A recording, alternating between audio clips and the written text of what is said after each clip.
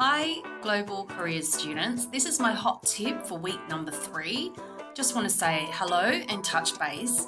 You would have already done your tutorial for this week and I hope it went really well. I heard good things, so thank you for your engagement and your motivation for attending. It's very much appreciated and also forms part of Assessment 3.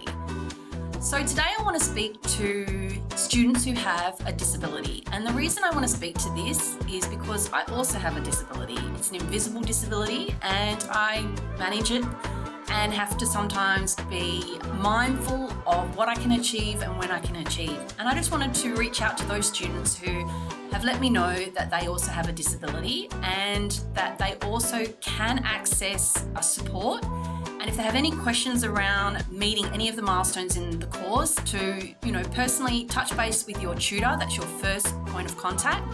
And if you don't feel comfortable doing that, you can always reach out to me.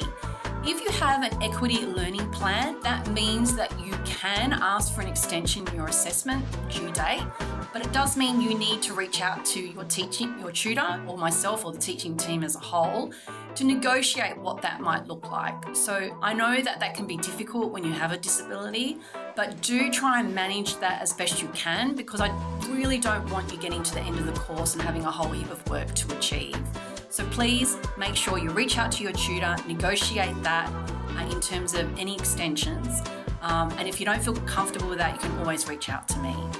So just to let all students know that if you go past your due date, even if that's been renegotiated, we do have a policy at RMIT and in our school here that students will automatically through Canvas receive 5% reduction per day.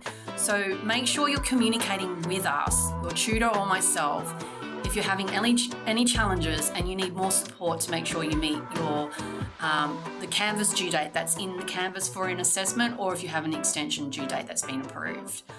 Also, I just want to highlight, please don't get confused for assessment 1, which is your elevator pitch. In the instruction description of the assessment, I do have that the elevated pitch is equivalent to 1,600 words. That doesn't mean you need to provide 1,600 words. That's just so that I can meet governance in terms of how we are accredited here at RMIT, that I need to be able to provide information that suggests what a video or an alternative assessment that's not written looks like in terms of word count. We're not actually going to be checking if your video includes 1,600 words, so please don't get confused about that. Any other questions around that, please ask your tutor next week when you're in your tutes. So we're coming to the end next week of the first phase of our curriculum design for global careers, which is the world of work. So this week you would have had your week 3 tutes, and you would have been focusing on career planning and also getting ready for your assessment in terms of your elevator pitch. And hopefully you've got to a point where you're at least scripting that.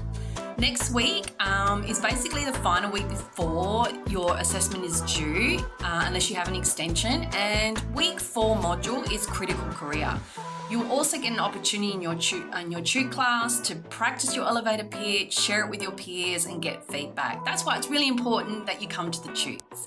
Okay, that's it from me. That's the hot tip for week 3, and I will catch up with you again next week. All the best, and like I said, we are here to help, so please reach out if that's what you need, and we will do everything we can to make sure you have a successful learning journey with Global Careers. Thanks everyone, bye.